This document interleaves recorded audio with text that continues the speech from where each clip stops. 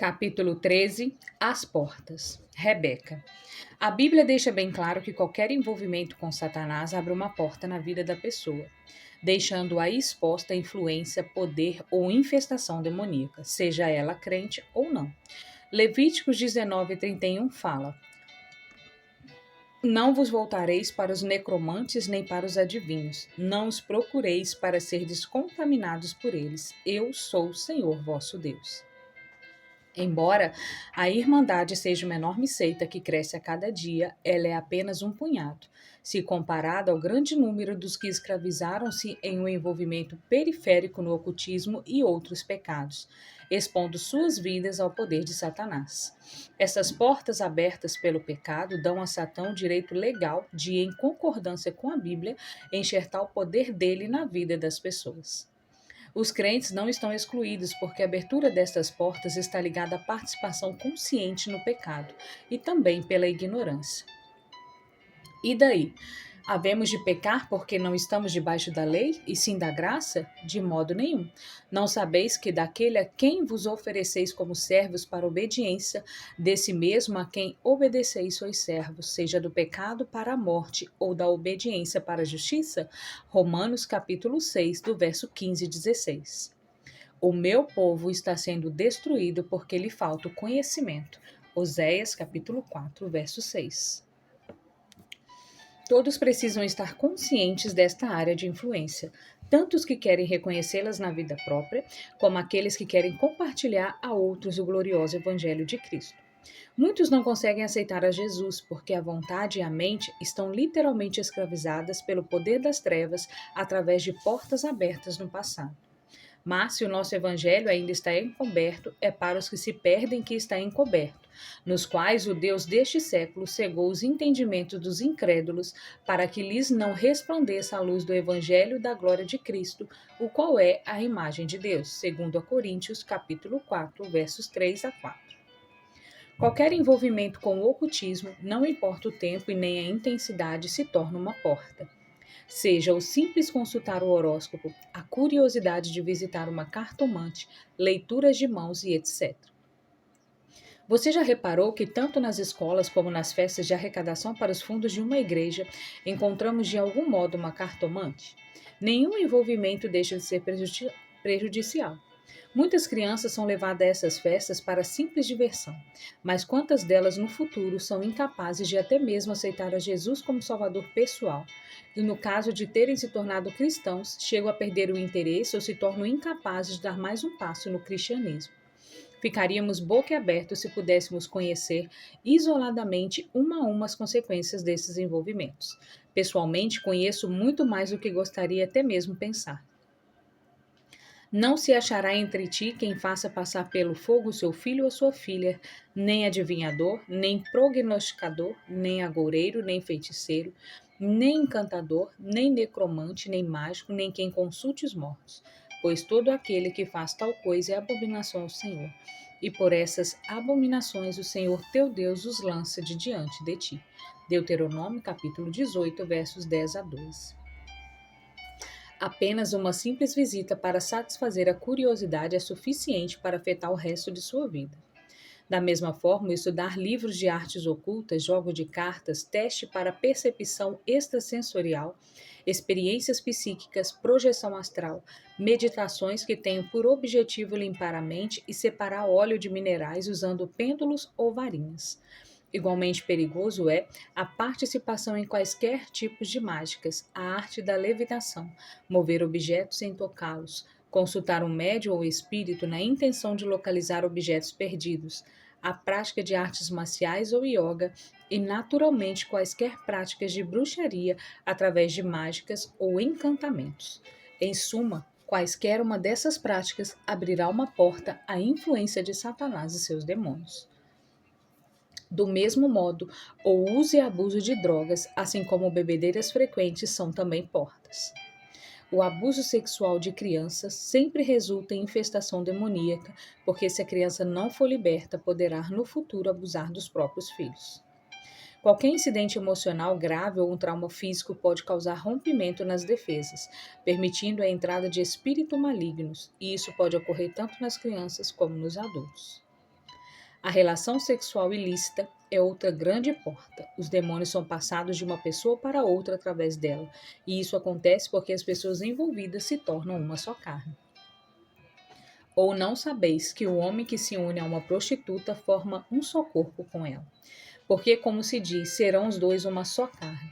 Mas aquele que se une ao Senhor é um espírito com ele. Fugir da impureza. Qualquer outro pecado que uma pessoa cometer é fora do corpo.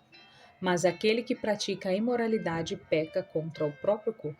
1 Coríntios capítulo 6, 16 a 18. A palavra fornicação é usada para a relação sexual de um homem com uma mulher sem serem casados.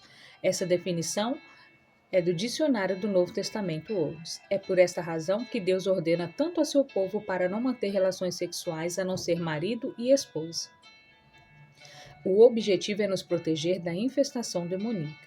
O estupro, assim como assaltos seguidos de violência sexual, é uma porta que repetidamente presenciei na prática da medicina. O resultado é a infestação de demônios extremamente poderosos e isso também pode vir como resultado da prática para a homossexualidade e do incesto e das práticas sexuais usadas na pornografia atual. Frequentemente sou questionada a respeito das consequências da relação sexual entre um casal, quando um dos cônjuges não é salvo e pratica das coisas do mundo. Nesses casos, posso assegurar que o cônjuge cristão pode se firmar na promessa que está em 1 Coríntios capítulo 7, do verso 12 a 16. Ao mais, digo eu, não, Senhor. Se algum irmão tem mulher incrédula e esta consente em morar com ele, não a abandone. E a mulher que tem marido incrédulo e este consente em viver com ela, não deixe o marido. Porque o marido incrédulo é santificado no convívio da esposa, e a esposa incrédula é santificada no convívio do marido crente. De outra sorte, os vossos filhos seriam impuros, porém agora são santos. Mas, se o descrente quiser apartar-se, que se aparte. Em tais casos, não fica sujeito à servidão nem o irmão, nem a irmã. Deus vos tem chamado à paz. Pois como sabes, ó mulher, se salvarás a teu marido, ou como sabes, ó marido, se salvarás tua mulher. Nestes casos, o cônjuge cristão necessita apenas de pedir ao Senhor que santifique o leito e o companheiro incrédulo.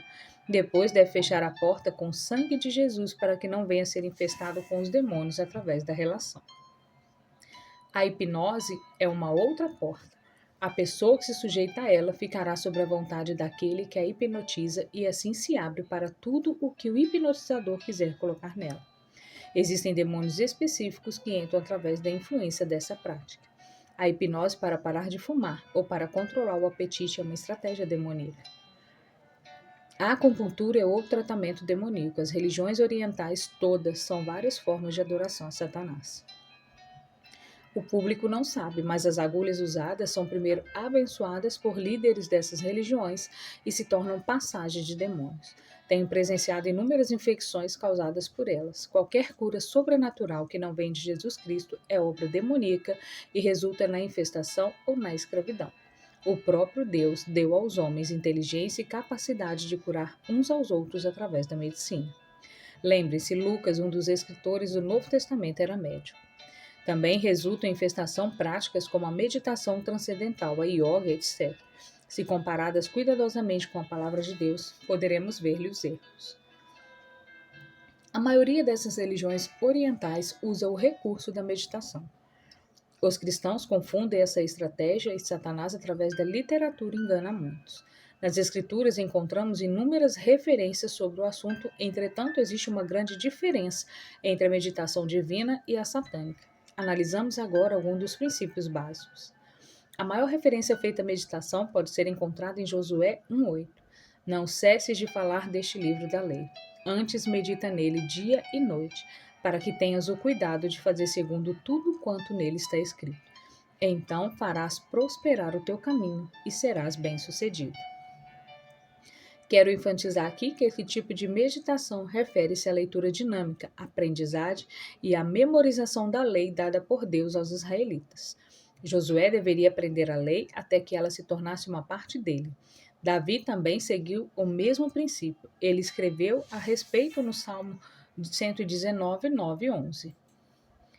De que maneira poderá o jovem guardar puro o seu caminho, observando-o segundo a tua palavra?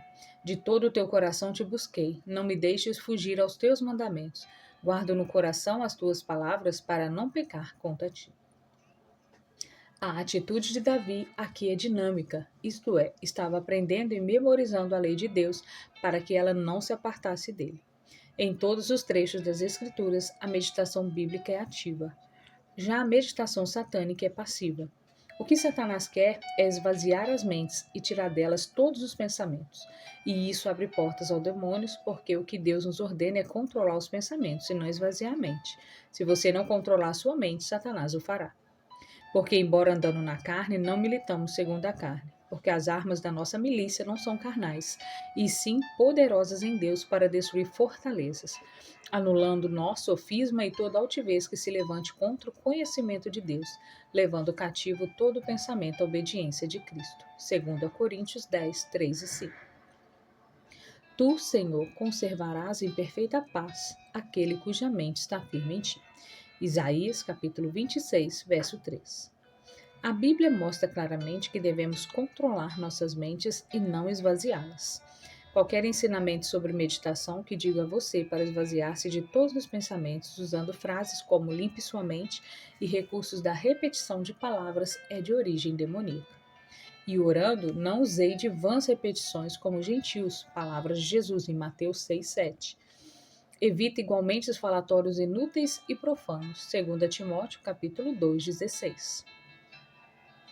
Em algumas igrejas carismáticas, existe um ensinamento que consiste na repetição de determinadas frases ou no esvaziamento da mente para que o Espírito Santo possa atuar. É um esforço feito especialmente para que a pessoa possa falar em línguas. Naturalmente que qualquer mente vazia será ocupada por um espírito. Só que nesse caso, infelizmente, não será o Espírito Santo, e sim um espírito imundo.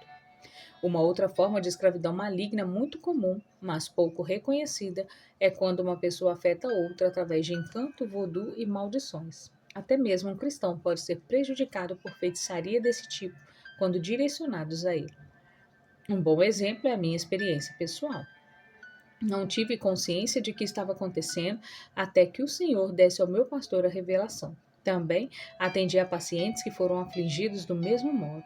Muitos conheci a pessoa que lhes enviara a mandinga. Já outros, depois de uma briga com um amigo envolvido no ocultismo, foram vítimas sem ao menos desconfiar do autor do encantamento. Por essa razão, é imperativo que os cristãos tenham um relacionamento íntimo com o Senhor para que ele lhes dê o discernimento exato.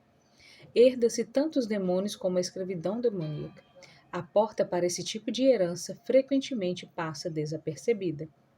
Embora não estejamos mais sob a lei, devido à nova aliança no sangue de Cristo, podemos encontrar também no Velho Testamento princípios importantíssimos. Do mesmo modo, devemos ter sempre em mente que qualquer pecado não coberto pelo sangue de Jesus em nossas vidas é propriedade legal de Satanás. São muitas as referências no Velho Testamento de pecados dos pais que são passados aos filhos. Podemos encontrá-las em Êxodo 25, 34, 7 e em Números 14, 18 e em Deuteronômio 5, 9.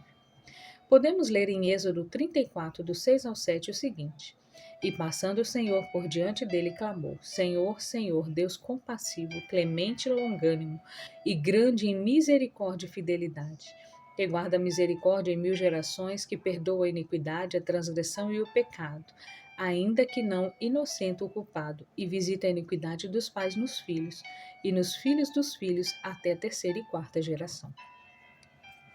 Sempre que havia em Israel um reavivamento maior, o povo se reunia para jejuar, orar e confessar, não só os próprios pecados, como também os de seus pais. Veja exemplos em Neemias 9, 1 e 2.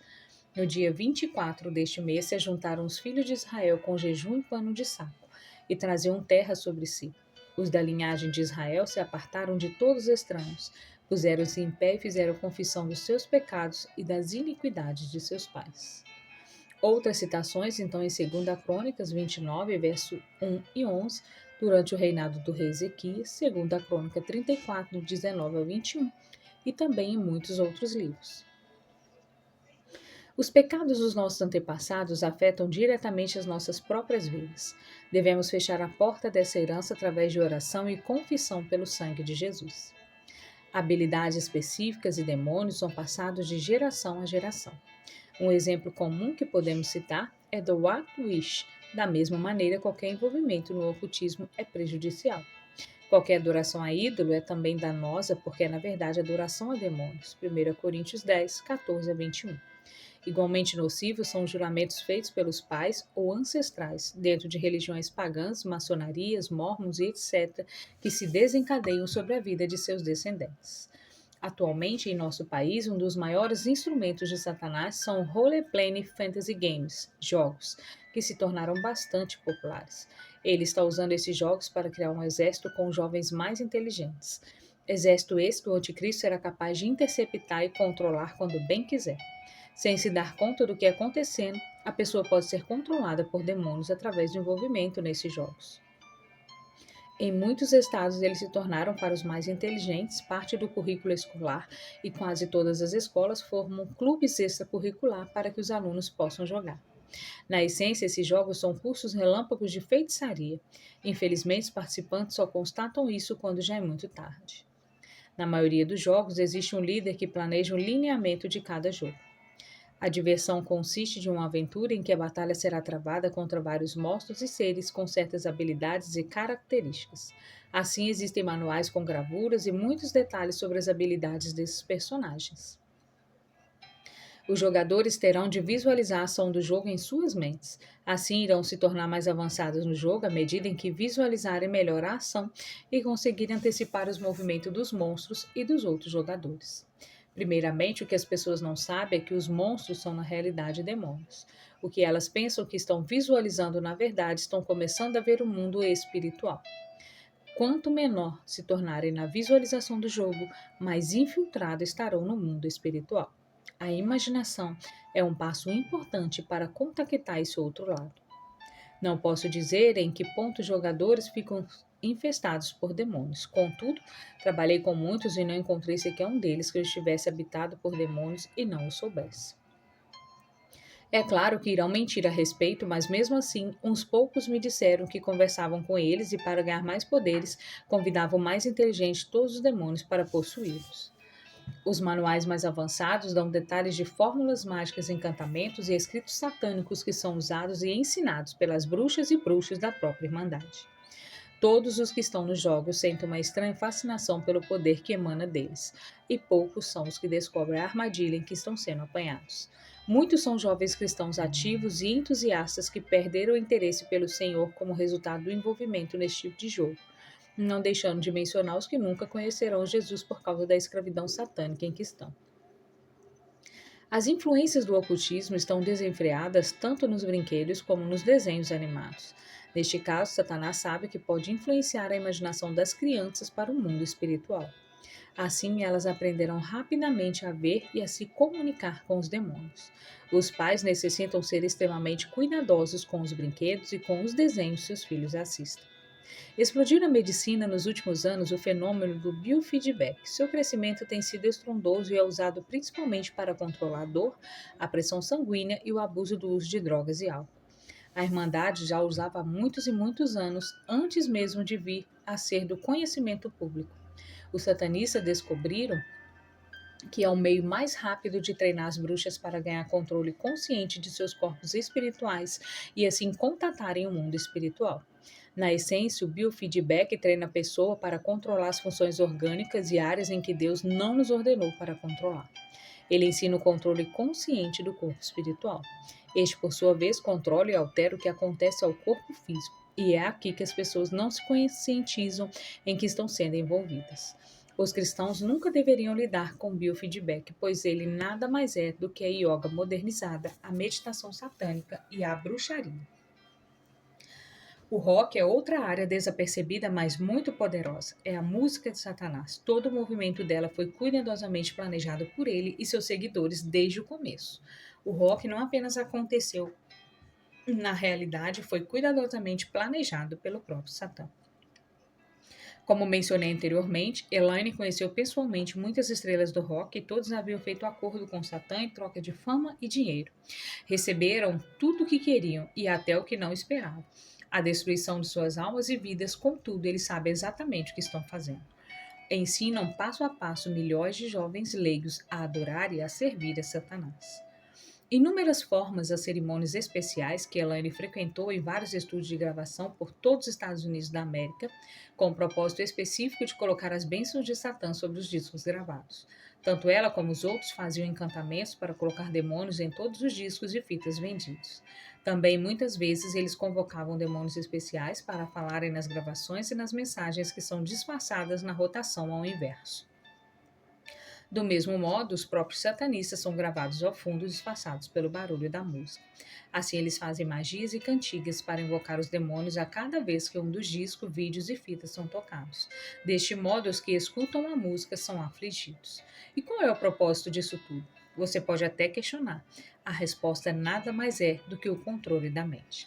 Esse controle não apenas dá aos ouvintes, através da música, o entendimento das mensagens satânicas, como também impede que reconheçam a necessidade de ter Jesus, assim como salvação oferecida por ele ao morrer na cruz. Muitas das canções líricas, quando tocadas na realidade, estão invocando os demônios. O propósito disso pode ser analisado por dois ângulos.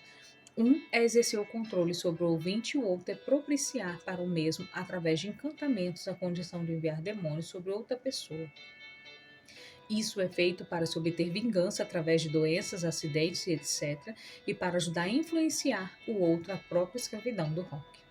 Com tudo isso, recomendamos o livro Os Discípulos do Diabo, a verdadeira acerca do rock.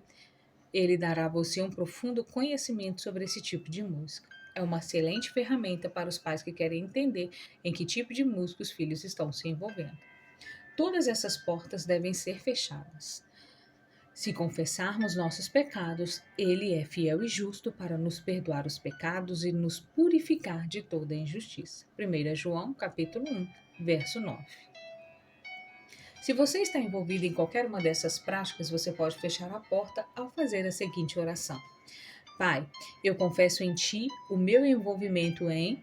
Diga aí qual é o seu envolvimento. Reconheço que tal coisa é abominável diante de Ti. Humildemente peço teu perdão para o meu pecado nessa área. Quero também que tu feches qualquer entrada demoníaca como resultado de minhas ações. Do mesmo modo, quero que me limpes dos meus pecados e feches a porta para sempre com o precioso sangue de Jesus. Peço tudo isso e agradeço-te por tudo no nome de Jesus. Recomendo também que você se dirija a Satanás e seus demônios em voz alta da seguinte maneira. Escute, Satanás, você e seus demônios. Já pedi ao meu Pai Celestial perdão pela minha participação em, e diga o fato, e o recebi.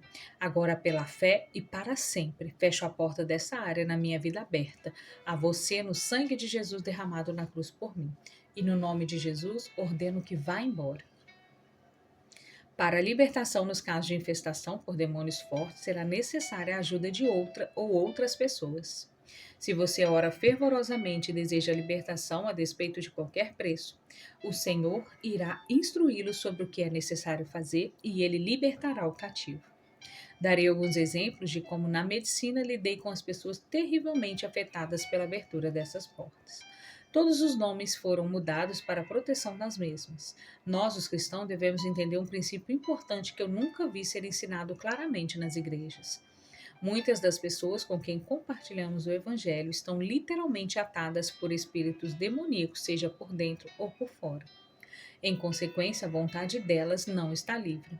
Não podem aceitar a Jesus como Salvador porque, tendo a mente dominada, não conseguem entender a mensagem do Evangelho. Mas, se o nosso evangelho ainda está encoberto, é para que os que se perdem que está encoberto, nos quais o Deus desse século cegou os entendimentos dos incrédulos, para que lhes não resplandeça a luz do evangelho e da glória de Cristo, o qual é a imagem de Deus, segundo a Coríntios 4, verso 3 e 4. As pessoas não irão dizer que estão amarradas. De fato, a amarração é tão completa que, na maioria dos casos, elas nem sabem que estão amarradas. Quando você perguntar a alguém se ele ou ela quer orar com você aceitando Jesus, as desculpas que provavelmente ouvirão poderão ser estas. Eu ainda estou pronto, farei isso mais tarde, ou não posso fazê-lo agora, não me obrigue, etc. Entretanto, Jesus veio para libertar os cativos. O Espírito do Senhor Deus está sobre mim, porque o Senhor me ungiu para pregar boas novas aos quebrantados. Enviou-me a curar os quebrantados de coração e proclamar libertação aos cativos e a pôr em liberdade os algemados. Isaías capítulo 61, verso 1. Não devemos simplesmente tomar posse do poder e da autoridade que Jesus nos deu e usá-los para libertar os cativos.